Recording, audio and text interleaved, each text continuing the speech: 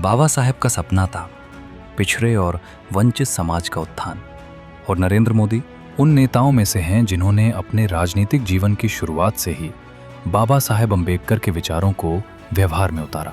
प्रचारक बनने के बाद वे अनुसूचित बस्तियों में जाते, लोगों के घरों में बैठते, उनके दुख दर्द सुनते।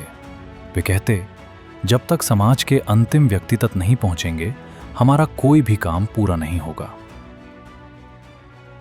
शुरू से ही उनके भीतर बाबा साहेब की सोच समानता, सम्मान और सेवा गहराई से बस चुकी थी। संगठन के दिनों में नरेंद्र मोदी हमेशा याद दिलाते, हम सत्ता के लिए नहीं, सेवा के लिए कार्य कर रहे हैं। गरीबों के प्रति संवेदनशीलता, यही असली राष्ट्र सेवा है। आदरणीय मोदी जी उस समय संगठन महासचिव से गुजरात के संगठन का काम देखते थे। एक बार हम मुख्य कार्यकर्ता युवा मोर्चा थे, बैठे हुए थे, तो ऐसी बात पिछली तो उन्होंने बात कही, क्या हम लोग भारतीय जनता पार्टी के जो कार्यकर्ता हैं या भारतीय जनता पार्टी के लोग राजनीति में सिर्फ सत्ता प्राप्ति के लिए हैं?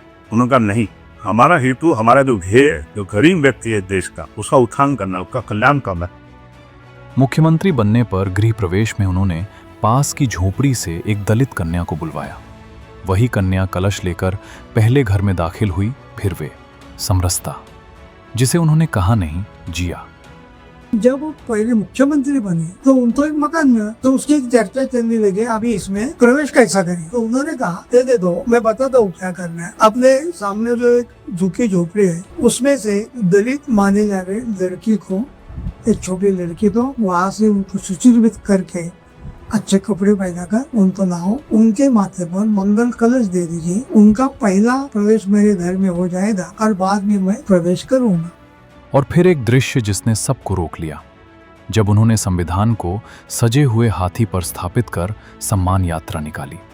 संविधान और बाबा साहेब के प्रति उनकी ये अनोखी श्रद्धा सच में आज के समय में बहुत कम देखने को मिलती है। ये सिर्फ एक यात्रा नहीं थी, बल्कि उस विरासत को प्रणाम था जिसने इस देश को दिशा दी। नरेंद्र मोदी ने संविधान को सजाए हुए हाथी पर रखकर सम्मान यात्रा निकाली।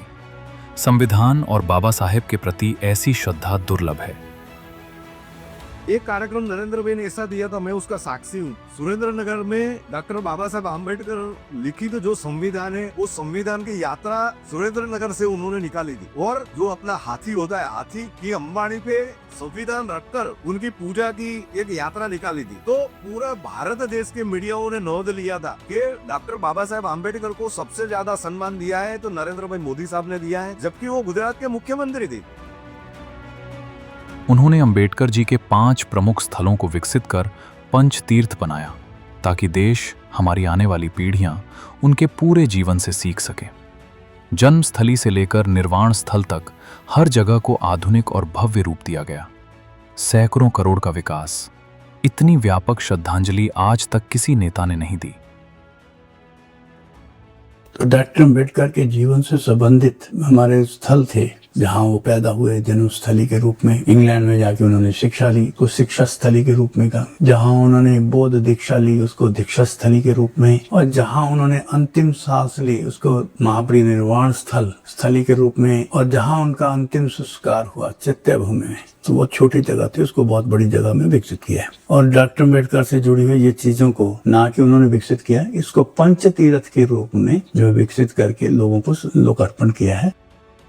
बाबा साहेब का सपना समानता, न्याय और सम्मान का समाज, और नरेंद्र मोदी शुरुआत से आज तक इन्हीं मूल्यों को अपने हर कदम में उतारते आए हैं।